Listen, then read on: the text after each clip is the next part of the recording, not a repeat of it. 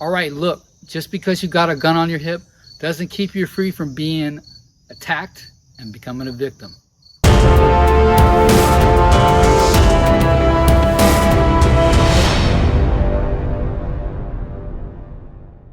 All right, welcome back to the School Preparedness. Once again, thanks for taking your time out to watch this video. All right, in this video, we're going to talk about 4 things to consider if you decide to open carry, or if you currently are open carrying. All right, number 1, everybody knows you got a gun on your hip. All right, so look, don't get lured into that false sense of security because you got a gun on your hip. You think nothing will happen to you. There's been countless episodes. You can see it on YouTube, read about it, where police officers have been shot and killed that have a gun on their hips. Everyday citizens have been robbed, whatever, gun on their hip. All right, if you're not paying attention, you're not paying attention to your surroundings, you're not practicing that good situational observation awareness, okay, that magnifies the situation where you could become a victim. But just because you got this gun on your hip doesn't mean anything, all right? Because let's face it, you're broadcasting, hey, I got a gun on my hip. And a would-be bad guy that's maybe planning on doing something like robbing a bank or a store or doing something where you might be at.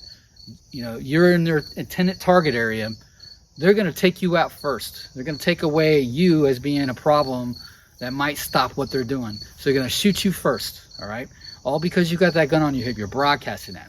So just be aware of that. Think about that. Number 2, got to have some skin on that gun, all right?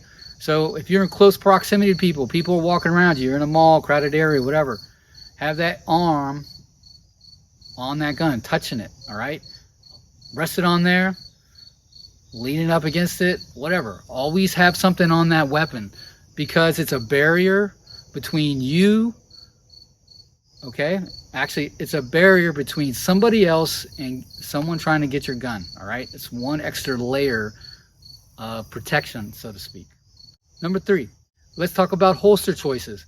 All right, look, there's hundreds of holsters out there. Do your own research and figure out which one's best for you. You might have to buy a few. I got a bunch of holsters laying around because I didn't like how they felt. You know, you might have to buy some before you get the right one, all right? But do your research, figure out which one's best for you. Now, my suggestion is that you get a holster with some level of retention, meaning if somebody goes to try to pull it out, they can't. It's stuck, all right? That's a level of retention. Some guns have, 1, 2, 3 layers of retention. All right, you decide what you want to get, but have some level of retention.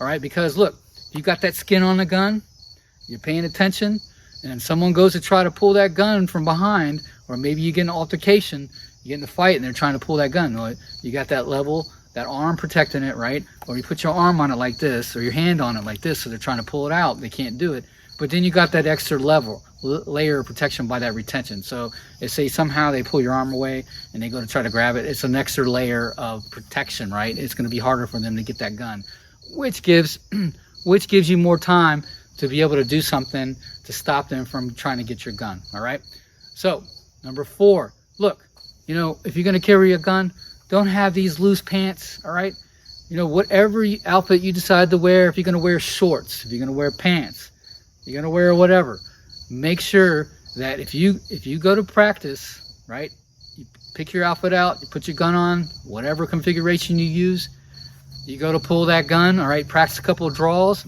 make sure the weapon's unloaded. We'll always practice safety. You go practice a couple of draws and make sure that when you take that gun out, okay, you have no problems.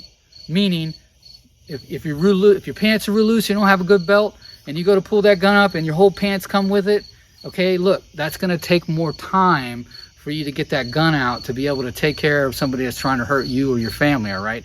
So make sure if you're going to carry your gun on your hip, make sure you got a nice sturdy belt that's going to hold that gun in place, all right? I've seen people walking around with shorts on and their guns on their hip. And of course, a lot of shorts, especially like gym shorts, you don't have a belt, and that little drawstring's not going to hold it, and their gun's like way in the shorts down so you can see their underwear sticking out.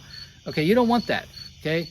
This is serious business. If you're going to carry a gun on your hip, make sure you know what you're doing. Make sure you're doing it the right way, all right? So get a good, strong belt, okay, to keep that waist tight so that gun stays in nice and snug. So when you go to pull that gun out, if you need to, you're going to get it out quick, all right? So let's do a little quick recap, all right? Remember, everybody knows you got a gun, okay? Pay attention, practice that good situational observational awareness, all right? Keep that skin on the gun. Make sure you got a bit barrier between you and somebody else. All right. Get that right holster for you. You might have to pick a few, maybe more than that. Pick something good for you. I personally like the Kydex version, like the hard plastic. All right. My suggestion to you, get that layer of retention. All right. And lastly, look, wear a belt, man. Wear a belt. It's nice and sturdy. So if you go to pull that gun out, you can get it out. All right. Look, thanks for taking the time out to watch this video. And look, pay attention. All right.